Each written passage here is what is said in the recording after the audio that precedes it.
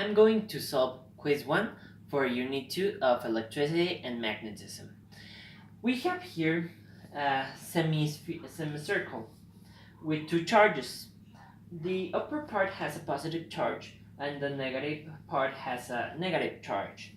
We have here a point P, and we are looking for the electric field according to this P point of the half of the circle. First, for noticing the complete charges, we have to use all the forces within here. We know that there is a charge going from P to this part of our semicircle. But we know that here we'll have the other part of the charge. So as the charge is positive, we will have here the electric field for this part of the semicircle. But if we notice, here is another part of the semicircle, that is this small part, that is negative. So we will also have here charge electric field, but the electric field will go downwards because this one is a negative charge. As we can see, we will have here two electric fields, one that goes downwards and the other one that also goes downwards. If we turn both forces into the x coordinate and the y coordinate, the x coordinates will be cancelled, but the y components won't be cancelled. So the complete sum of the electric fields will be 0 in the x components, but there will be a negative electric field component in y, as we said in this part. We also can notice that the electric field in y will be equal to 2 times, because we are only using this part of the semicircle and we want to calculate both parts, 2 times the integral of the dE times, well, the dE, the derivative of the electric field in y. But why is it the derivative? Because we want to choose only this small part, that is dE, and this part is dQ, sorry. And the small force for this little part is dE. So that's why we want to integrate dE to obtain dy. Okay? But also we know that dey, it's equal to dE times the cosine of theta. Because here we have that for this angle is theta and also this angle is theta. So if we take this part, this one will be the adjacent cathode. Also this one for this angle is the adjacent cathode. So we are using the cosine of theta.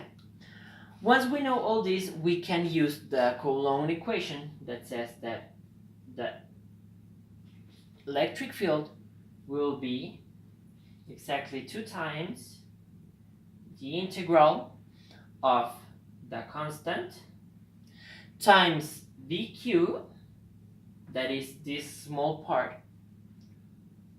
over the distance squared times this part, the cosine of theta. Then we know that this part of the semicircle has a density that is lambda. And lambda is usually the dq over dx, and the dx is the size of this small piece. So if we consider dq as lambda times dx, and we consider also that dx is equal to this small part, I'm gonna draw it here. This small angle will be d theta. This part is the x, and this part is the radio. Okay, so we can also know that dx will be equal to the radio times d theta. Okay, that small angle. So once we know this and this, we can substitute it inside our formula, and we will obtain that the electric field in y will be equal to 2 times the constant, because we took it out, 2 times over 2 over the radio square, and that will be times the integral of dq that we said that was lambda, and dx was r times d theta.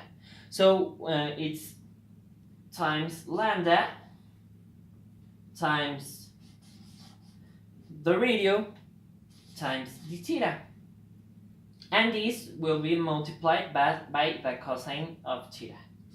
Cosine of theta. Once we know this, we can cancel the square radio with the square radio, and we can take out the lambda. So we will have that the electric field in y will be equal to 2 times the constant times lambda over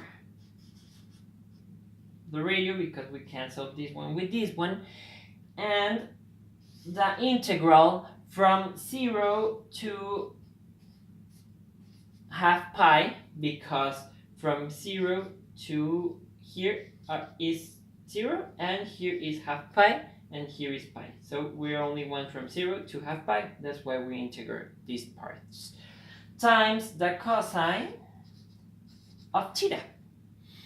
And this part is equal to 2 times our constant times lambda over the radio, and the integral is the sine of theta from 0 to pi halves. We can notice that this, if we evaluate this minus this, we will obtain that this part is equal to 1.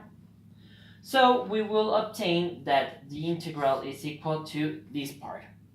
So once we know that the electric field in y is equal to 2 times the constant times lambda over the radio, we can get to obtain all the values in terms of theta and in terms of the original values. So we want to make rid of lambda, and we always know that lambda is equal to the charge times the length, and here the length will be equal to 1/4 of 2 times pi r. This is the perimeter of the circle, and it's 1/4 because we are only using this part of the circle. So if we simplify this, we will obtain that it's pi r over 2. And we can notice that lambda will be equal to the charge times 2 over pi times the radio. So now we can substitute here the value of lambda, and we will obtain that the electric field in Y is equal to 2 times the constant times 2 times the charge over pi and the r, but we have one radio here and one radio here, so it's radio squared.